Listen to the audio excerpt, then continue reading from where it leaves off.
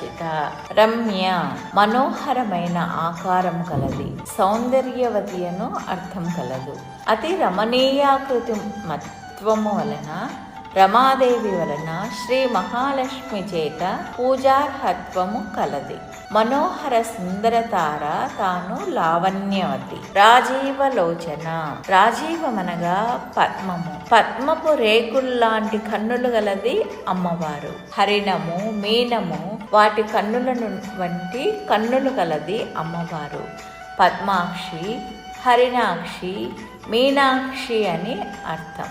విశ్వకోశంన రాజీవమనగా పద్మ, మృగ, మత్స్య రాజోపజీవులని చెప్పబడినది. రాజోపజీవులను అనుగ్రహ దృష్టితో చూచునదని అర్థం. నేత్రములందు రక్త శుక్ల జీరలునుట సాముద్రిక లక్షణము.